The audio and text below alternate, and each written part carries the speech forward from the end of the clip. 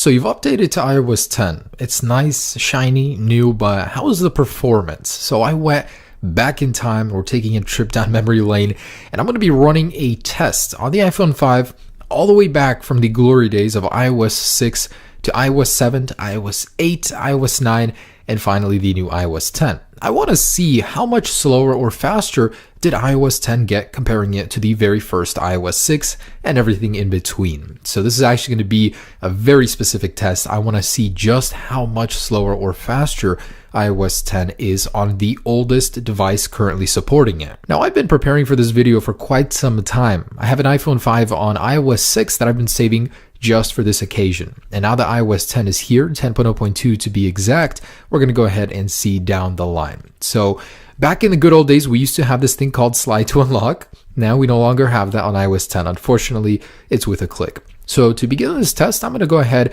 and show you guys that the respective firmwares on these devices are in their iOS 5, 6, 7, 8, and 9 categories. They're just not the very first or last firmwares. I mean, they're in between 6.0.1, 7.1.2, 8.2, 9.3.5, and 10.0.2. So we're going to begin with a startup test. This is pretty much to see just how long it takes to go ahead and turn these devices on and load all of the basic settings. So while this is powering on, I just want to take a moment to say I love making these kind of videos. They are extremely difficult to make, but so worth it. They put things into perspective. And 5 years ago, we were running iOS 6 with that skeuomorphic design. I miss it so much. And now we've got such a flat, different design. I mean, it's definitely an evolution, but you gotta miss the good old days. So I'm very happy to say that first place goes to iOS 6. That iPhone 5 and iOS 6 is such a gem, followed by iOS 7, which at the time actually seemed kind of slow. Now look at it in second place, followed by iOS 8 in third place.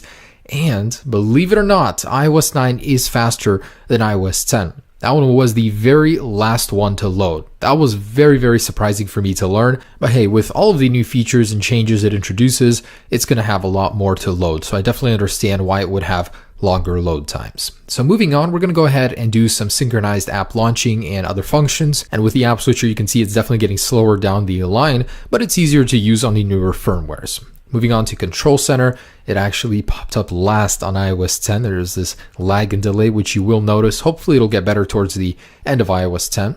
Notification Center turned out to be pretty fast in iOS 10, on par with iOS 6. And before I begin launching applications, just want to show you guys my app switcher is completely cleared, and we're going to start with settings. So that one was first on iOS 6, then 7, and pretty much the same on the rest of the devices. I also wanted to make a point to show you closing applications. So it's actually very fast on iOS 10. That one was the first to close the application as the animations were shortened down a little bit.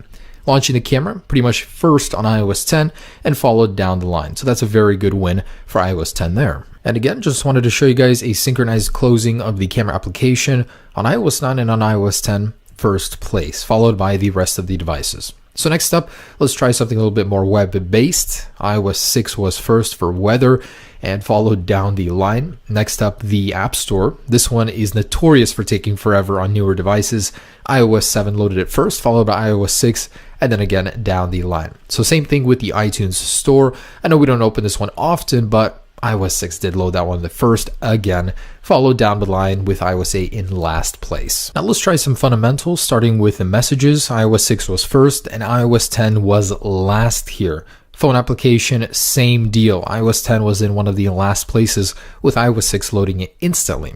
Same thing again with the music. iOS 10 seems to load that one really slow. And that's something I open multiple times a day. So let's try something, something else, something like Instagram. We're going to be using this one on a daily basis. iOS 7 loaded it first, and iOS 6 version was last. And with reddit.com preloaded in Safari, iOS 6 did display it first, but iOS 9 actually loaded the completed web page first. iOS 10 was in last place. So the performance of Safari does go down with time, although the HTML5 compatibility of Safari browser with time does go up on the newer firmwares. And next up, I ran a Wi-Fi speed test, same distance from the router. iOS 6 is actually the highest with iOS 10 in one of the lowest scores. This is actually completely maxing out the download speed.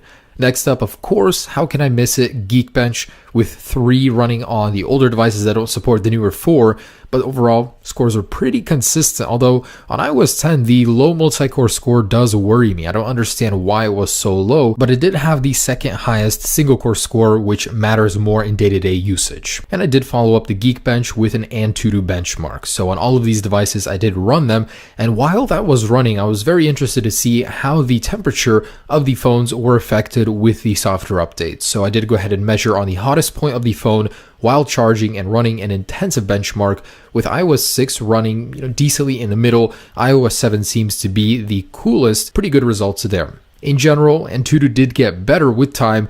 It was like a ladder up. So iOS 5 was the slowest, and iOS 10 seemed to be the most optimized. Now this measures graphics, CPU, everything all in one. Now this next portion is for Siri and response time.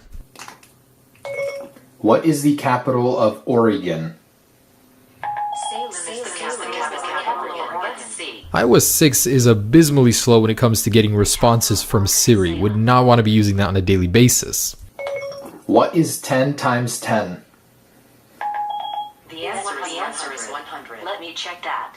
The answer is 100. So Siri is actually surprisingly very well optimized on iOS 10. Response times are great. And guys, there it is. That's a test I've been waiting to run for a very long time. The iPhone 5 years apart, wasn't all too bad. iOS 10 is actually very good when it comes to a lot of areas. It's just some of the other smaller stuff like starting up, launching some applications is slower on iOS 10, but in general, usability wise, not bad at all. I want to thank you guys for watching. Leave me a like down below if you think I deserve it. It was not an easy video to make, and stay tuned for more content. Peace.